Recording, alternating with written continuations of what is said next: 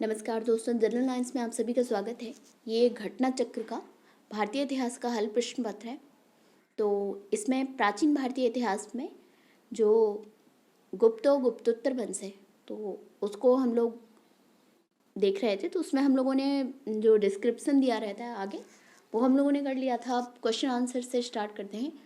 गुप्त वंश ने अवधि में शासन किया था, तो कौन सी? 319 से 500, लगभग 275 या 300 वर्ष तक इन्होंने शासन किया था। ठीक है, गुप्त वंश ने लगभग 275 से 550 ईस्वी तक शासन किया। इस वंश की स्थापना लगभग 275 ईस्वी में महाराज श्रीगुप्त द्वारा की गई थी, किंतु गुप्त वंश का प्रथम शक्तिशाली शासक चंद्रगुप्त फर्स्ट था, जिसने 319 से 335 ईस्वी तक शासन किया।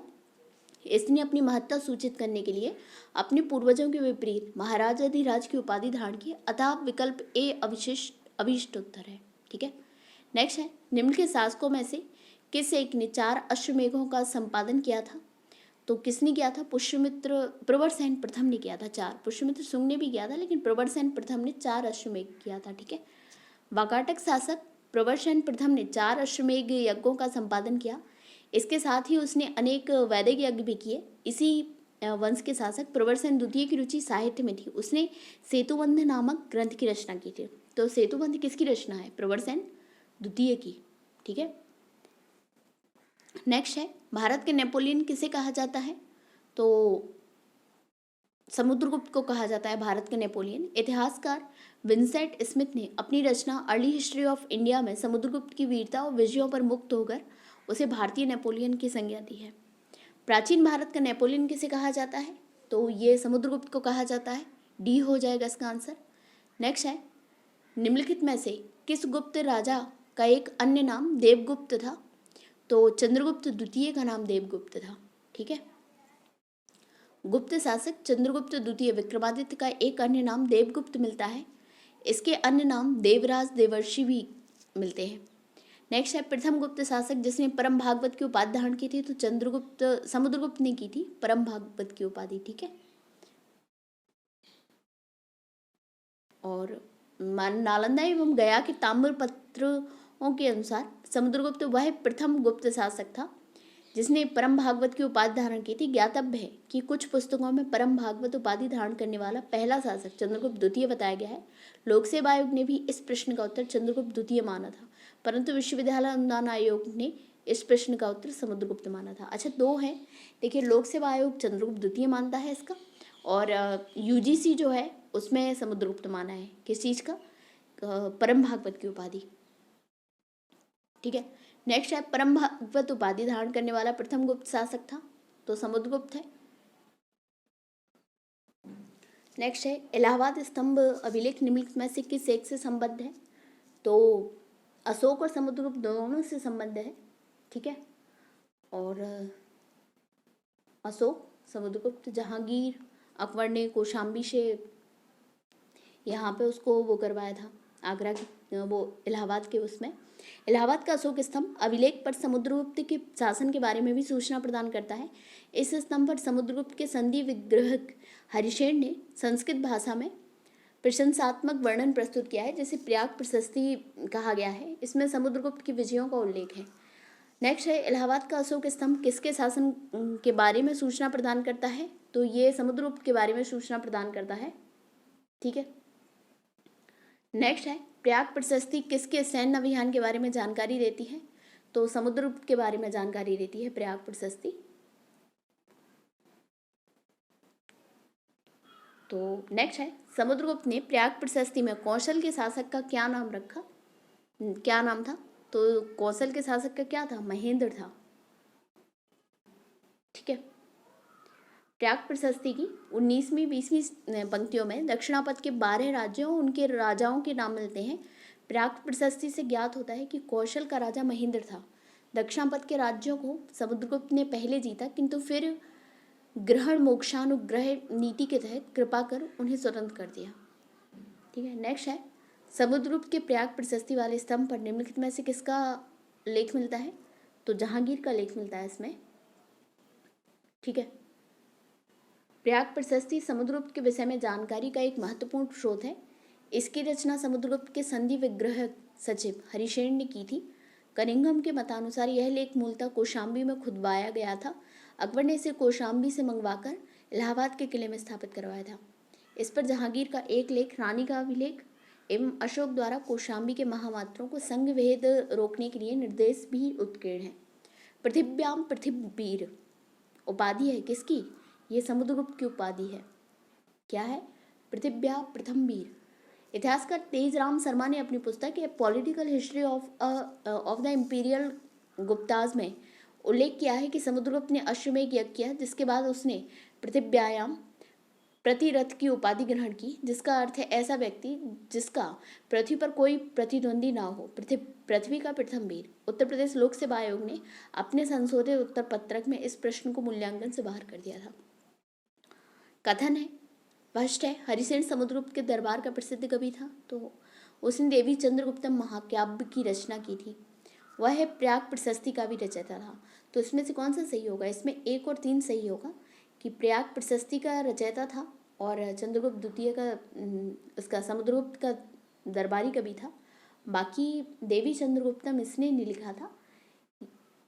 ठीक है, ये विशाख दत्त का है। इलाहाबाद स्तंभ पर समुद्रगुप्त के संधि विग्रह एवं कवि हरिशेन ने संस्कृत भाषा में प्रशंसात्मक वर्णन प्रस्तुत किया है, जिसे प्रयाग प्रशस्ति कहा गया है। इसमें समुद्रगुप्त की विजयों का उल्लेख है। देवी चंद्रगुप्तम नाटक की रचना विशाख दत्त ने की थी। इसमें गुप्त वंशी शासक रामगुप्त के विषय में सूचनाएं प्राप्त होती हैं। नेक्स्ट है, दक्षिण भारत के समुद्रगुप्त के समकालीन नरेश और उनके राज्य बताना है। धनंजय, नीलराज, उग्रसेन, विष्णुगोपा। तो इसमें कौन है, किसके राजा कौन कौन है? तो इसका आंसर सी है। देख लेते हैं, सूची देख लेते हैं। धनंजय कौन से राजा का था? ये कुस्तलपुर का था। नीलराज जो थे वो अवमुक्त का राज्य था इनका। उग्रसेन पालक्का का था और विष्णुगोपा कांची के थे। ठीक है, कहाँ के थे? कांची के थे। दिल्ली की कुब्बत उल इस्लाम मस्जिद के प्रांगण में उन्नत प्रसिद्ध लौह स्तंभ किसकी स्मृति में हुआ था? तो चंद्र। दिल्ली में मेहरौली नामक स्थान में मेहरौली लोह स्तंभ लेख प्राप्त हुआ है, जो वर्तमान में कुतुब मीनार के समीप है। इसमें चंद्र नामक किसी राजा की उपलब्धियों का वर्णन किया गया है, जिसका कुछ लोग कहते हैं कि चंद्रगुप्त द्वितीय से संबंध है। ठीक है, लेकिन और चंद्रगुप्त द्वितीय विक्रमादित्य के समय में मेहरौली लौह स्तंभ उदयगिरी पहाड़ियों के पास विष्णुगिरी में स्थित था। चंद्रगुप्त द्वितीय विष्णु का उपासक था। भगवान विष्णु के सम्मान में ही इसने इस लोह स्तंभ का निर्माण कराया था। इस स्तंभ के शीर्ष भाग पर भगवान विष्णु के वाहन गरुड़ का चिन्ह अंकित था। कौन सा राजवंश हूणों के आक्रमण से अत्यंत विचलित हुआ? तो गुप्त हुआ। ठीक है, स्कंदगुप्त का तो इसने पहला हूणों का पहला भारतीय आक्रमण गुप्त सम्राट स्कंदगुप्त के शासनकाल में हुआ। स्कंदगुप्त के हाथों वे बुरी तरह परास्त हुए। यह आक्रमण एक धावा मात्र रहा और देश के ऊपर इसका कोई तात्कालिक प्रभाव नहीं पड़ा, किंतु परोक्ष रूप से इसने गुप्त साम्राज्य के पतन की गति को तेज कर दिया। स्कंदगुप्त की मृत्यु के बाद 5वीं शताब्दी ईस्वी के अंत और 6वीं शताब्दी के प्रारंभ में उत्तर पश्चिम में कई क्षेत्रों पर हूणों ने कब्जा कर लिया था। ठीक है, हूणों ने भारत पर आक्रमण किया था। तो कब किया था? स्कंदगुप्त के शासनकाल में हरा दिया था स्कंदगुप्त ने, लेकिन वही चीज कि पतन की ओर लेकिन भेज दिया था गुप्तों को। निम्नलिखित में से किस गुप्त शासक ने हूणों पर विजय प्राप्त की थी? तो स्कंदगुप्त ने की थी। सी हो जाएगा आंसर।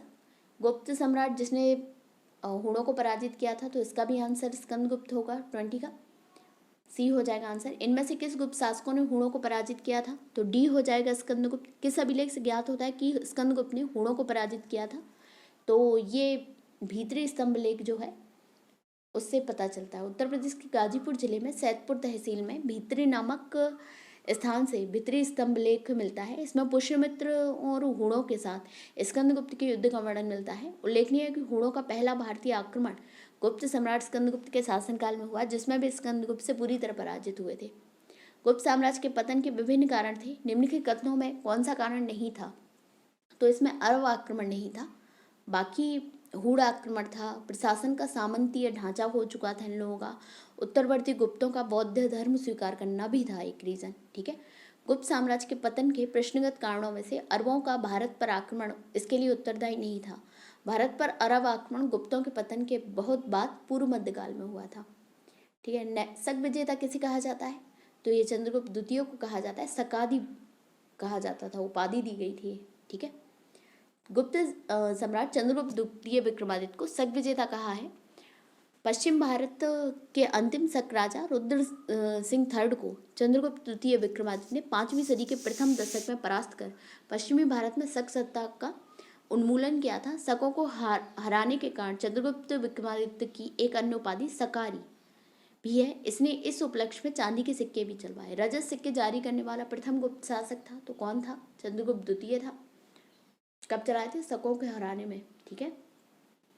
रजत सिक्के जारी करने वाला प्रथम गुप्त शासक चंद्रगुप्त द्वितीय था, द्वितीय विक्रमादित्य था, जिसको गुप्त काल में रुपया कहा जाता था, रजत सिक्कों को। ठीक है। चंद्रगुप्त द्वितीय ने शक मुद्राओं के ही अनुकरण पर रजत मुद्राओं को उत्कीर्ण करवाया था। प्रसिद्ध चीनी यात्री फाहियान ने किसके शासनकाल में भारत की यात्रा की? तो चंद्रगुप्त द्वितीय के काल में फाहियान ने यात्रा की थी और होयनसांग हर्ष में आया था। चंद्रगुप्त द्वितीय विक्रमादित्य के शासनकाल में चीनी यात्री फाहियान ने भारत के विभिन्न स्थानों पर भ्रमण किया। सही सुमेलित नहीं है बताना है। कुमारगुप्त फर्स्ट मंदसौर अभिलेख, पथिक तक्षशिला अभिलेख, प्रभावती गुप्ता उदयगिरी गुहा अभिलेख, समुद्रगुप्त एरण अभिलेख। तो इसमें से सी गलत है। ठीक है। बाकी पथिक ने तक्षशिला अभिलेख का है, संबंधित है। कुमारगुप्त फर्स्ट मंदसौर अभिलेख से है और समुद्रगुप्त एरण अभिलेख से। ठीक है। नेक्स्ट है शासक और रानियां चंद्रगुप्त, समुद्रगुप्त, चंद्रगुप्त द्वितीय और कुमारगुप्त प्रथम। तो इसमें बताना है, तो चंद्रगुप्त द्वितीय की तो थी ध्रुव देवी, इसमें क्या हो जाएगा? चंद्रगुप्त की है कुमार देवी। ठीक है। चंद्रगुप्त की है कुमार देवी, समुद्रगुप्त की है दत्ता देवी और चंद्रगुप्त द्वितीय की है कुबेर नागा और कुमारगुप्त प्रथम की है अनंत देवी। ये रानियां थी। कुमारगुप्त की अनंत देवी, समुद्रगुप्त की दत्ता देवी, चंद्रगुप्त द्वितीय की कुबेर नागा और चंद्रगुप्त की कुमार देवी। नेक्स्ट है ईसा की 3वीं शताब्दी से जबकि हूण आक्रमण से रोमन साम्राज्य समाप्त हो गया, भारतीय व्यापारी अधिकाधिक निर्भर हो गए। तो क्या हो जाएगा? दक्षिण पूर्व एशिया व्यापार पर हो गए निर्भर। ठीक है। भारतीय व्यापारी। ठीक है। ईसा की 3वीं सदी से जब हूण आक्रमण से रोमन साम्राज्य का पतन हो गया तो भारतीय दक्षिण पूर्व एशियाई व्यापार पर निर्भर हो गए। नेक्स्ट है 30 गुप्त काल में उत्तर भारतीय व्यापार निम्नलिखित में से किस एक पतन से संचालित होता है? पत्तन से, सॉरी, ताम्रलिप्ति से होता है।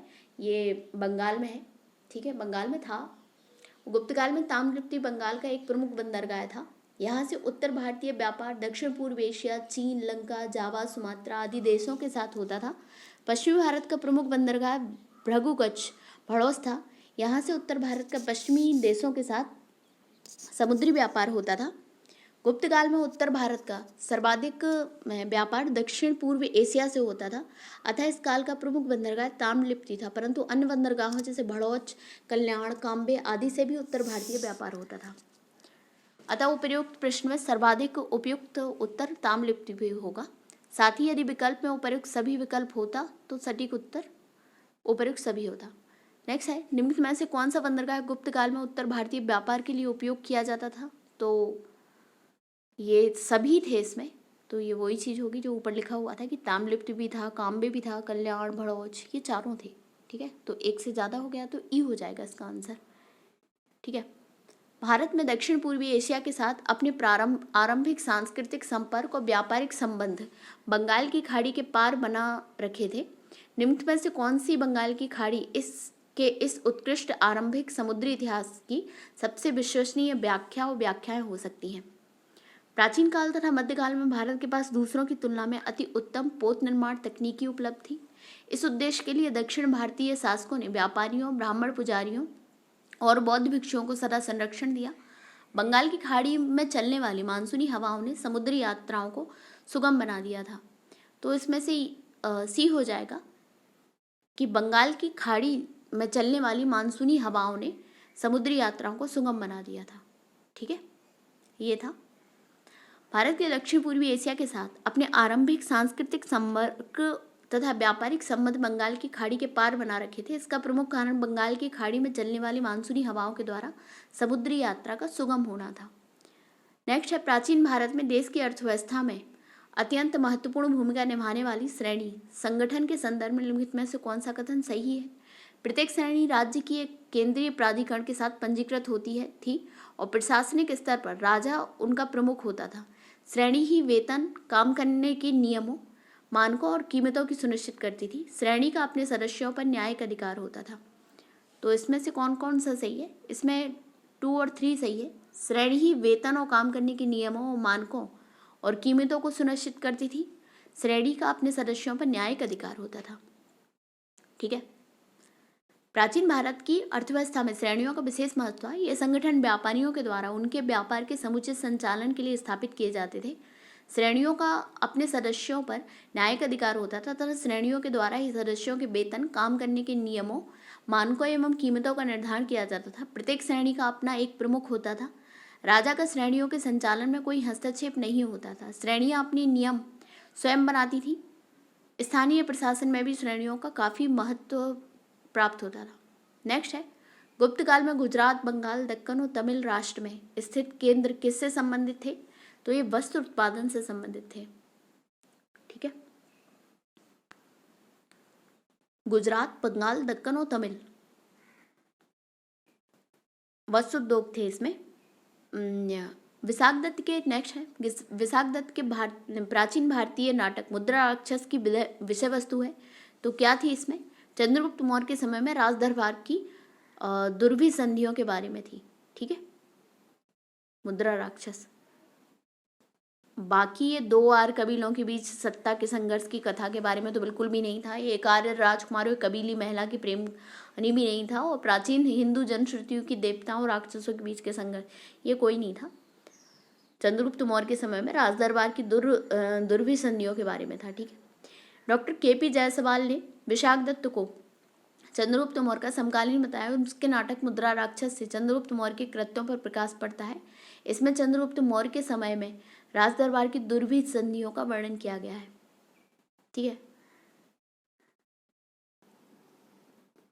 तो 36 नंबर क्वेश्चन है, निम्नलिखित में से कौन गुप्त काल में अपनी आयुर्विज्ञान विषयक रचना के लिए जाना जाता है? सौमिल, शूद्रक, सौनक या सुश्रुत? तो ये विवादित क्वेश्चन है। इसमें क्या है, सुश्रुत को शल्य क्रिया का जनक कहा जाता है। यह काशी के रहने वाले थे। इनका काल लगभग 600 ईसा पूर्व माना जाता है। शौनक ऋग्वेद कालीन ऋषि थे। शूद्रक गुप्तकालीन नाटककार थे। सौमिल गुप्तकालीन नाटककार हैं जिसे कालिदास ने भास और कविपुत्र के साथ याद किया है। इस प्रकार गुप्त काल में औषधि के क्षेत्र में उपर्युक्त में से किसी ने कार्य नहीं किया था, यद्यपि बिहार लोक सेवा आयोग ने ए माना था, मतलब किसको? सौमिल को माना था। ठीक है। तो नेक्स्ट क्वेश्चन देखते हैं, इनमें से कौन गुप्त काल में औषधि के क्षेत्र में अपने कार्य के लिए जाने जाते हैं? तो उपर्युक्त में से कोई नहीं, ई हो जाएगा इसका आंसर। ठीक है। उपर्युक्त प्रश्न की व्याख्या देखें तो हाँ ठीक है। नेक्स्ट है, निम्नलिखित में से किसका प्राचीन भारत के आयुर्वेद शास्त्र से संबंध नहीं है? तो धन्वंतरी, भास्कराचार्य गणितज्ञ थे। ठीक है। बाकी धन्वंतरी, सुश्रुत, चरक ये आयुर्वेद शास्त्र से रिलेटेड थे। धन्वंतरी चंद्रगुप्त द्वितीय विक्रमादित्य के नवरत्नों में से एक थे। ये आयुर्वेद शास्त्र के प्रकांड पंडित थे। चरक एवं सुश्रुत भी आयुर्वेद के विख्यात विद्वान थे। चरक कनिष्क के राजवैद्य थे जिन्होंने चरक संहिता की रचना की थी, जबकि भास्कराचार्य प्रख्यात खगोलज्ञ एवं गणितज्ञ थे। इन्होंने सिद्धांत शिरोमणि और लीलावती नामक ग्रंथों की रचना की। इन ग्रंथों में गणित तथा खगोल विज्ञान संबंधी विषयों पर प्रकाश डाला गया है। लीलावती के लेखक थे भास्कराचार्य, तो इसका सी हो जाएगा आंसर। ठीक है। नेक्स्ट है, अच्छा इसमें क्या है, लीलावती की रचना प्रसिद्ध भारतीय गणितज्ञ एवं खगोल शास्त्री भास्कराचार्य ने की थी। यह गणित विषय का महत्वपूर्ण ग्रंथ है और संस्कृत भाषा में काव्यात्मक शैली में श्लोकबद्ध है। वस्तुतः लीलावती भास्कराचार्य द्वारा रचित ग्रंथ सिद्धांत शिरोमणि का एक भाग है। नेक्स्ट है, प्राचीन काल में भारत में हुई वैज्ञानिक प्रगति के संदर्भ में निम्नलिखित में से कौन सा कथन सही है?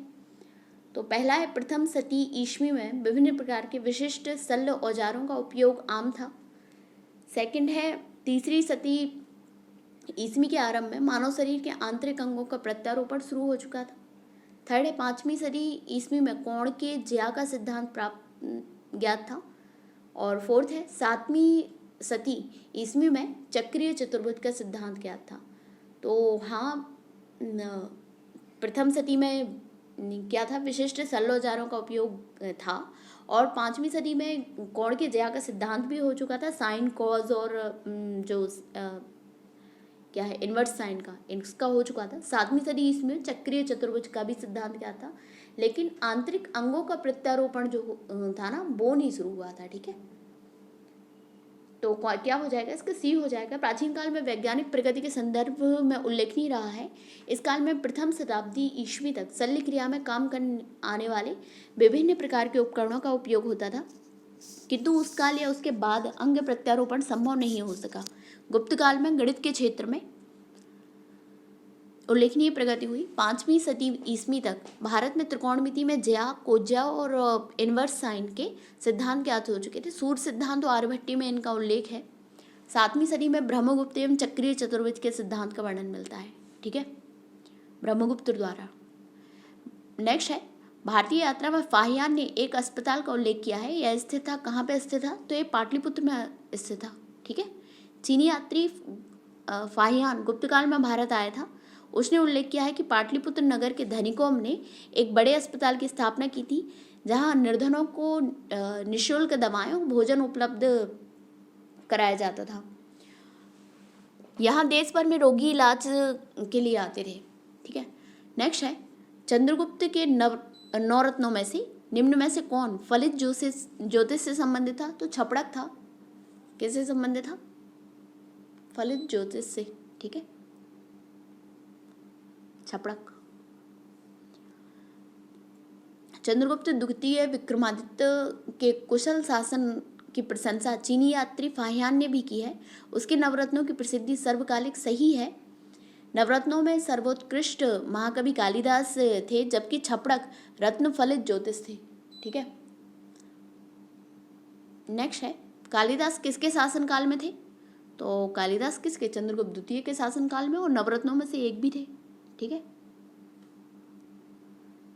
नेक्स्ट है इनमें से किसने पहली बार यह व्यवस्था की थी कि पृथ्वी के अपनी धुरी पर घूमने के कारण प्रतिदिन सूर्योदय और सूर्यास्त होता है, तो ये किसने कहा था, ये आर्यभट्ट ने कहा था कि पृथ्वी की अपनी धुरी पर घूमने के कारण सूर्योदय और सूर्यास्त का इन्होंने बताया था। ठीक है,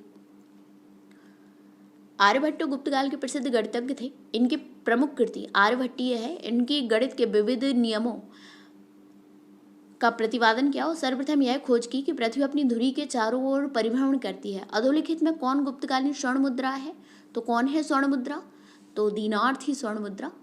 स्वर्ण मुद्रा को दीनार कहा जाता था। चीनी यात्री फाहियान के अनुसार लोग दैनिक क्रय विक्रय में कौड़ियों का प्रयोग करते थे। क्रय विक्रय में कौड़ियों का, और स्वर्ण मुद्रा को दीनार। गुप्त स्वर्ण मुद्रा को कहा जाता था, क्या कहा जाता था, दीनार कहा जाता था। गुप्तकालीन रजत मुद्राओं को नाम दिया था, रजत मुद्राओं को रूपक कहा जाता था। ठीक है, गुप्त काल में गुप्त शासकों के सिक्के उत्तर प्रदेश, बिहार, बंगाल, मध्य प्रदेश, राजस्थान, उड़ीसा में पाए गए हैं। सिक्कों का सबसे प्रसिद्ध स्थल राजस्थान का भरतपुर बयाना है। इनके द्वारा जारी किए गए चांदी के सिक्के रूपक कहलाते थे और स्वर्ण मुद्राओं को दीनार कहा जाता था। निम्न में से किस गुप्त शासक ने सर्वप्रथम सिक्के जारी किए, तो चंद्रगुप्त प्रथम ने सर्वप्रथम जारी किए थे। और चंद्रगुप्त प्रथम के पूर्व के शासकों श्रीगुप्त और घटोत्कच द्वारा सिक्के जारी करने का कोई साक्ष्य उपलब्ध नहीं है। समुद्रगुप्त द्वारा भी कई प्रकार के सिक्के जारी किए थे, लेकिन इसका जो प्रथम बार जो वो है वो चंद्रगुप्त के टाइम है। ठीक, नेक्स्ट है गुप्त काल में लिखित संस्कृत नाटकों में स्त्री और शूद्र बोलते थे, तो प्राकृतिक भाषा बोलते थे। ठीक है, बाकी उच्च वर्ण के लोग संस्कृत यूज करते थे। ठीक है, गुप्त काल में लिखित संस्कृत नाटकों में स्त्री और शूद्र प्राकृत भाषा का बोलते थे, जबकि उच्च वर्ण के लोग संस्कृत भाषा बोलते थे। सती प्रथा का प्रथम अभिलेखीय साक्ष्य कहाँ मिला है, एरंड से मिला है। ठीक है, एरंड से मिला है सती प्रथा का साक्ष्य। सती प्रथा का प्रथम अभिलेखीय साक्ष्य एरंड से प्राप्त हुआ है। यह अभिलेख 510 ईस्वी का है, जिसमें गोपराज नामक सेनापति की स्त्री के सती होने का उल्लेख है। गुप्त वसंवत की स्थापना किसने की थी, तो ये चंद्रगुप्त फर्स्ट ने की थी, 319 का जो था। ठीक है,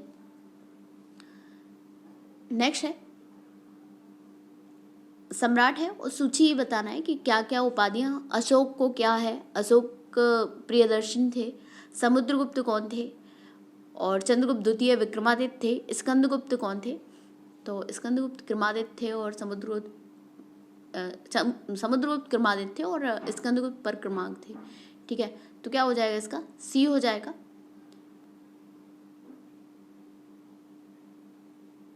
ठीक है, इसमें क्या है, सी हो जाएगा। तो स्कंदगुप्त क्रमादित्य, समुद्रगुप्त पर क्रमांक। ठीक है,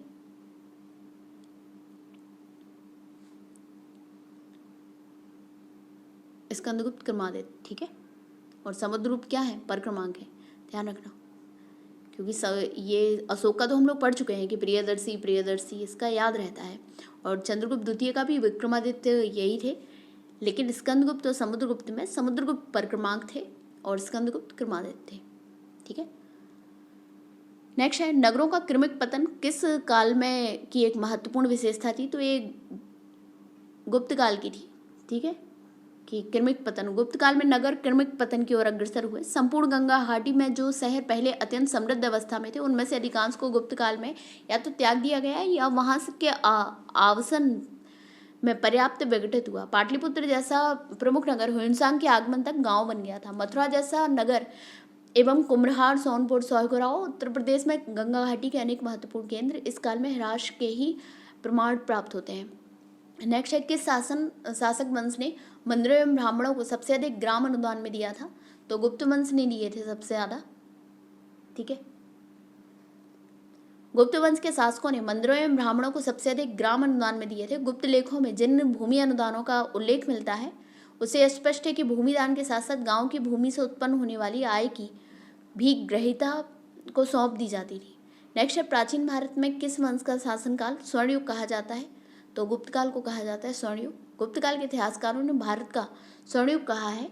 इस काल को क्लासिकल युग या भारत का पेरिक्लीन युग भी कहा जाता है। जिस विशेषताओं के कारण गुप्त काल को स्वर्णकाल कहा जाता है वो इस प्रकार है। महान सम्राटों का काल, श्रेष्ठ शासन, आर्थिक समृद्धि हुई, धार्मिक सहिष्णुता का काल भी था, भारतीय संस्कृति के प्रचार का काल, साहित्य, विज्ञान एवं कला के उत्कर्ष का काल। निम्न में से किस काल में स्त्रियों की पुरुषों से बराबरी थी। तो किसी भी काल में बराबर नहीं रही, हमेशा नीचे ही रही है, निम्न रही है। ऋग्वैदिक काल को छोड़कर, हाँ ऋग्वैदिक काल में रहा है कि उस टाइम जो अधिकार पुरुषों को थे वो स्त्रियों को भी थे। उसके बाद धीमे धीमे सभी लोगों ने उसे अपने अनुसार विधि बना लिए और नियम बना लिए। ऋग्वैदिक काल को छोड़कर प्राचीन भारतीय इतिहास में स्त्रियों की स्थिति कभी अच्छी नहीं रही। गुप्त, मौर्य और चोल काल में भी स्त्रियों की स्थिति से संबंधित कुछ सीमित प्रसंगों को छोड़कर उनकी दयनीय स्थिति का ही साक्ष्य मिलता है। अतः स्त्रियों को पुरुषों से बराबरी किसी काल में नहीं मानी जा सकती। नेक्स्ट है गुप्त काल में भूमि राजस्व की दर क्या थी। तो भूमि राजस्व की छठा भाग था, उपज का छठा भाग था। ठीक है, गुप्त काल में जो लोग राजकीय भूमि पर कृषि कार्य करते थे उन्हें अपनी उपज का एक भाग राजा को कर के रूप में देना पड़ता था, जो सामान्यतः षष्ठांश तक होता था। गुप्त अभिलेखों में भूमि कर को उद्रंग और भाग कर कहा गया है। नेक्स्ट है धर्मशास्त्रों में भू राजस्व की दर क्या है। तो धर्मशास्त्रों में क्या है, 1/6। ठीक है, यही गुप्त काल की भी दर थी। हिंदू विधि द्वारा मान्य कर कितना था। तो हिंदू विधि कर द्वारा उपज का छठा भाग ही था। ठीक है, बी हो जाएगा इसका आंसर। किस प्रकार की भूमि को अपृहत कहा जाता था। तो अपृहत जो होता था वो बिना जोती हुई जंगली भूमि होती थी। ठीक है, वह भूमि जिसे जोता ना गया हो उसे अपृहत भूमि कहा जाता था। यह गुप्तकालीन राजस्व व्यवस्था का एक पद है। नेक्स्ट है भारत के इतिहास के संदर्भ में कुल्यावाप तथा द्रोणवाप शब्द का क्या निर्दिष्ट करते हैं। तो ये भूमाप है। क्या है, कुल्यावाप या द्रोणवाप। कुल्यावाप तथा द्रोणवाप ये भूमाप है। गुप्त साम्राज्य द्वारा निम्न में से किन्हें कर रहित कृषि भूमि प्रदान की जाती थी। तो ब्राह्मणों को कर रहित कृषि भूमि प्रदान की जाती थी। ठीक है, गुप्त काल में मंदिरों एवं ब्राह्मणों को जो भूमि दान में दी जाती थी उसे अग्रहार कहा जाता था। ऐसी भूमि सभी प्रकार के करों से मुक्त होती थी और उनके ऊपर धारकों का पूर्ण स्वामित्व होता था। इस प्रकार के भूमि दान का एकमात्र उद्देश्य धार्मिक और शैक्षणिक था। प्राचीन भारत में सिंचाई कर को क्या बोलते थे। तो विदग भागम बोलते थे। क्या बोलते थे? विदग भागम। प्राचीन भारत में सिंचाई कर को विदग भागम अथवा उदक भाग कहा जाता था। हिरण्य मौर्य काल में लिया जाने वाला नगद कर था। गुप्त अभिलेखों से भूमि कर को उद्रंग और उदरंग कहा जा गया है। प्राचीन भारत की राजपूत युगीन संस्कृति में उल्लेख है कि उपरनिका भूमि पर स्थायी और अस्थायी रूप से रहने वाले किसानों से लिया जाता था। 3वीं शताब्दी में वारंगल प्रसिद्ध था। तो किस चीज के लिए? लोहे के यंत्रों एवं उपकरणों हेतु प्रसिद्ध था वारंगल। ठीक है। नेक्स्ट है, प्राचीन भारतीय गुप्त राजवंश के समय के संदर्भ में नगर, घंटासाला, कदूरा और चौल किस लिए विख्यात थे? तो विदेशी व्यापार करने वाले बंदरगाह थे। ठीक है। नगर, घंटासाला, कदूरा और चोल। घंटासाला, कदूरा और चोल गुप्त काल में बड़े बंदरगाह शहर थे जहां से विदेशों से व्यापार किया जाता था। घंटासाला एवं कदूरा जहां पूर्वी तटीय शहर थे, वहीं चौल पश्चिमी तटीय बंदरगाह शहर का प्रतिनिधित्व करता था। तोड़माड़ किस जातीय दल का था? तो ये हूण था तोड़माड़। ठीक है। तोड़माड़ भारत पर दूसरे हूण आक्रमण का नेता था। मध्य भारत के एरण नामक स्थान से 12 प्रतिमा पर खुदा हुआ उसका लेख मिला है, जिससे पता चलता है कि धन्य विष्णु उसके शासनकाल के प्रथम वर्ष में उसका सामंत था। निम्नलिखित में से किसने हूण शासक मेहरकुल को पराजित किया था? तो ये यशोवर्मन ने किया था, यशोधर्मन ने। ठीक है। किसको? मेहरकुल को। चीनी यात्री ह्वेनसांग तथा मंदसौर लेख से साक्ष्य से प्राज्ञात होता है कि सर्वप्रथम गुप्त नरेश नरसिंह गुप्त वालादित्य और तत्पश्चात मालव नरेश यशोधर्मन द्वारा मेहरकुल को बुरी तरह पराजित किया गया था। चीनी तीर्थयात्री जिसने 6वीं शताब्दी में भारत दर्शन किया था, तो 6वीं शताब्दी में कौन था? सुंगयुन था। चीनी यात्री सुंगयुन 518 ईस्वी में भारत आया। उसने अपनी 3 वर्ष की यात्रा में बौद्ध धर्म की प्रतियां एकत्रित की। चीनी यात्री सुंगयुन ने भारत की यात्रा कब की थी? तो 515 से 520 ईस्वी तक की थी, 5 वर्ष के लिए। ठीक है। चीनी यात्री सुंगयुन 518 से 521 तक भारत की यात्रा की। इसने अपने 3 वर्षों की यात्रा में बौद्ध धर्म की प्रतिमा एकत्रित की थी। तो सही माना जा सकता है 3 वर्ष का था। ठीक है, 5 वर्ष का नहीं था। नेक्स्ट है, गुप्त सम्राट स्वयं के लिए दैवीय अधिकारों का दावा करते थे? तो हाँ, करते थे। उनका प्रशासन नितांत केंद्रीकृत था। उन्होंने भूमिदान की परंपरा को विस्तारित किया था। तो 1 और 3 सही है, 2 गलत है इसका। ठीक है, केंद्रीकृत नहीं था उनका। गुप्त साम्राज्य की शासन व्यवस्था राजतंत्रात्मक थी। मौर्य शासकों के विपरीत गुप्तवंशी शासक अपनी दैवीय उत्पत्ति में विश्वास करते थे। गुप्त शासकों ने भूमिदान की परंपरा को विस्तारित किया और गुप्त प्रशासन का स्वरूप केंद्रीकृत न होकर संघात्मक था। गुप्त राजा अनेक छोटे राजाओं का राजा होता था। सामंत प्रांतीय शासक अपने अपने क्षेत्रों में नितांत स्वतंत्रता का अनुभव करते थे। ठीक है। नेक्स्ट है, गुप्त काल के दौरान भारत में बलात्श्रम में कौन सा कथन सही है? श्रम के, बलात्श्रम के संदर्भ में इसे राज्य के लिए आय का एक स्रोत, जनता द्वारा दिया जाने वाला एक प्रकार का कर माना जाता था। तो हाँ, इसे राज्य के लिए आय का एक स्रोत और जनता द्वारा दिया जाने वाला एक प्रकार का कर माना जाता था। यही सही है, बाकी सभी गलत है। चंद्रगुप्त द्वितीय के उदयगिरी गुहालेख, प्रभावती गुप्ता के रिद्धपुर अभिलेख समेत, देखिए प्रभावती गुप्ता का कौन सा है? रिद्धपुर अभिलेख है। और उदयगिरी गुहालेख किससे है? चंद्रगुप्त द्वितीय से। तो अनेक गुप्त कालीन अभिलेखों में विष्टि, बेगार, बलाश्रम को अन्य करों के साथ रखा गया है। यद्यपि बेगार प्रथा का प्रमाण मौर्य युग से ही मिलता है, किंतु गुप्त काल में वह विभिन्न अवसरों पर राजा द्वारा प्राप्त किए जाने वाले कर का एक रूप बन गया था। इसके तहत मजदूरों, शिल्पियों और कृषकों को अनिवार्य रूप से राजा या राज्य के लिए श्रम करना ही होता था, जिसके बदले उन्हें कोई भुगतान नहीं दिया जाता था। यह प्रथा मध्य प्रदेश, काठियावाड़ में सबसे ज़्यादा प्रचलित थी। बेगार की यह प्रथा पीढ़ी दर पीढ़ी चलती रहती थी, किंतु इसमें ज्येष्ठ उत्तराधिकार जैसा नहीं था, सभी श्रमिकों पर लागू था। कहा जाता है शतरंज का खेल उद्भव हुआ था, तो हमारे भारत में हुआ था। शतरंज का खेल भारत में उद्भव हुआ था। भारत में इसे चतुरंग के नाम से जाना जाता है। भारत में ईरान और एवं तत्पश्चात यूरोप में पहुंचा भारत से। ठीक है। शूद्रक द्वारा लिखी हुई प्राचीन पुस्तक मृच्छकटिकम का विषय क्या था? एक धनी व्यापारी और एक गणिका के पुत्री की प्रेम कहानी थी। ठीक है, मृच्छकटिकम। शूद्रक कृत मृच्छकटम नामक रचना में गुप्तकालीन शासन व्यवस्था एवं नगर जीवन के विषय में रोचक सामग्री मिलती है। इससे तत्कालीन समाज में होने वाले परिवर्तनों पर प्रकाश पड़ता है तथा इससे पता चलता है कि उज्जैनी में कुछ शूद्र अधिकारी थे, अब उन्हें महाकाव्यों एवं पुराणों के श्रवण का अधिकार भी मिल गया था। वस्तुतः इस ग्रंथ में चारुदत्त नामक ब्राह्मण सार्थवाय एवं एक गणिका की पुत्री वसंत सेना की प्रेम गाथा को शब्दों का रूप बना दिया गया है। प्राचीन सांख्य दर्शन में किसका महत्वपूर्ण योगदान है? तो कपिल के हैं सांख्य दर्शन। गौतम का न्याय दर्शन है, ठीक है। नागार्जुन का मध्यमिका है। सांख्य दर्शन भारतीय दर्शन के प्राचीनतम संप्रदायों में से परिगणित है। महर्षि कपिल को सांख्य दर्शन का प्रतिष्ठापक आचार्य माना जाता है। कहा जाता है उन्होंने सांख्य सूत्र नामक ग्रंथ की रचना की थी। कपिल मुनि द्वारा प्रतिपादित दार्शनिक प्रणाली क्या है? तो सांख्य दर्शन है, बी हो जाएगा, ठीक है। तो ये 75 क्वेश्चन हो गए। रिमेनिंग जो क्वेश्चन है उसका एक सेपरेट वीडियो बना देंगे। आपको हमारे वीडियो अच्छा लगा हो तो प्लीज़ उन्हें लाइक करिए, हमारे चैनल को शेयर करिए, सब्सक्राइब करिए। धन्यवाद।